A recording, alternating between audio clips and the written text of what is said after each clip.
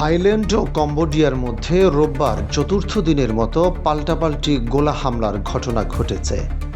যুদ্ধবিরতির বিষয়ে আলোচনার সম্ভাবনা জোরালো হয়ে ওঠা সত্ত্বেও সংঘর্ষ চলছেই। এএফপির সংবাদকর্মী ও কম্বোডিয়ার প্রতিরক্ষা মন্ত্রণালয় এ তথ্য জানিয়েছে। কম্বোডিয়ার সামরাং শহরে থাকা এএফপির সাংবাদিকেরা ভোর থেকে নিয়মিত গোলার আওয়াজ শুনেছেন। সংঘর্ষস্থল থেকে শহরটির অবস্থান প্রায় 20 কিলোমিটার দূরে।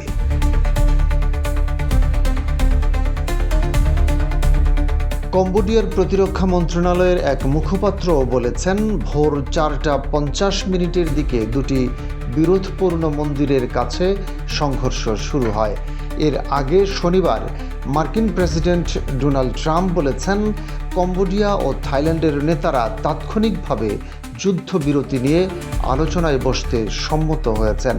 ট্রাম্পের এই প্রচেষ্টাকে স্বাগত জানিয়ে আজ কম্বোডিয়ার প্রধানমন্ত্রী হুন মানেত বলেছেন, থাইল্যান্ডের সঙ্গে চলমান সীমান্ত সংঘাত থামাতে তার দেশ যুদ্ধবিরতির আলোচনায় আগ্রহী।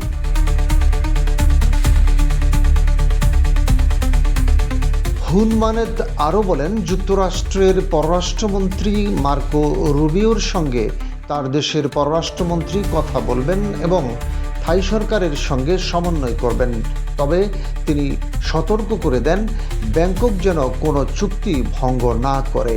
শনিবার নিজের মালিকানাধীন সামাজিক যোগাযোগ মাধ্যম ট্রুথ সোশ্যালে দেওয়া পোস্টে ট্রাম্প বলেন, থাইল্যান্ড ও কম্বোডিয়ার মধ্যে চলমান সংঘাত থামাতে দেশ দুটির নেতাদের সঙ্গে কথা বলেছেন তিনি। এদিন স্কটল্যান্ড সফরে ছিলেন ট্রাম্প। ট্রুথ সোশ্যালে তিনি লেখেন, থাইল্যান্ডের সঙ্গে যুদ্ধ বন্ধের বিষয়ে এইমাত্র কম্বোডিয়ার প্রধানমন্ত্রীর সঙ্গে কথা বললাম।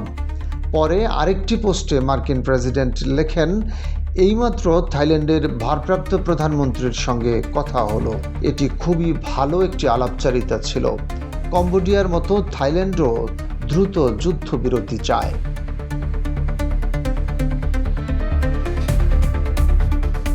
ওই পোস্টে ট্রাম্প আরও লেখেন, আমি থাইল্যান্ডের ভারপ্রাপ্ত প্রধানমন্ত্রীর এই বার্তা আবার কম্বোডিয়ার প্রধানমন্ত্রীর কাছে পাঠিয়ে দিচ্ছি। দুই পক্ষের সঙ্গে কথা বলার পর যুদ্ধবিরতি, শান্তি ও সমৃদ্ধি স্বাভাবিক বলেই মনে হচ্ছে। শিগগিরই তা আমরা দেখতে পাব। লড়াই না থামলে দুই দেশের সঙ্গে যুক্তরাষ্ট্রের বাণিজ্য চুক্তির অগ্রগতি হবে না বলে ইঙ্গিত দিয়েছেন ট্রাম্প। রয়টার্সের এক প্রতিবেদনে বলা হয়, থাইল্যান্ডের ভারপ্রাপ্ত প্রধানমন্ত্রী ফুমথাম ওয়েচাইয়াচাই প্রেসিডেন্ট ট্রাম্পকে ধন্যবাদ জানিয়েছেন। সামাজিক যোগাযোগ মাধ্যমে ফেসবুকে দেওয়া পোস্টে তিনি বলেন, থাইল্যান্ড নীতিগতভাবে যুদ্ধবিরতিতে সম্মত হলেও তারা কম্বোডিয়ার পক্ষ থেকে আন্তরিক মনোভাব দেখতে চান।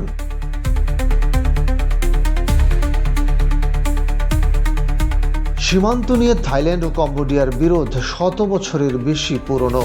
গত মে মাসে এ নিয়ে নতুন করে উত্তেজনা দেখা দেয়। এরই ধারাবাহিকতায় বৃহস্পতিবার পাল্টাপাল্টি হামলা শুরু করে দুই দেশ। শনিবার পর্যন্ত চলমান সংঘাতে দুই দেশের অন্তত 32 জন নিহত হয়েছেন। সীমান্ত এলাকা থেকে বাস্তুচ্যুত হয়েছেন দুই দেশের 1,75,000 মানুষ। থাইল্যান্ড ও কম্বোডিয়া সংঘাত নিয়ে শুক্রবার জাতিসংঘের নিরাপত্তা পরিষদে রুদ্ধদ্বার বৈঠক হয়। সেখানে অবিলম্বে যুদ্ধবিরতির আহ্বান জানান জাতিসংঘে কম্বোডিয়ার রাষ্ট্রদূত চেয়া কেও।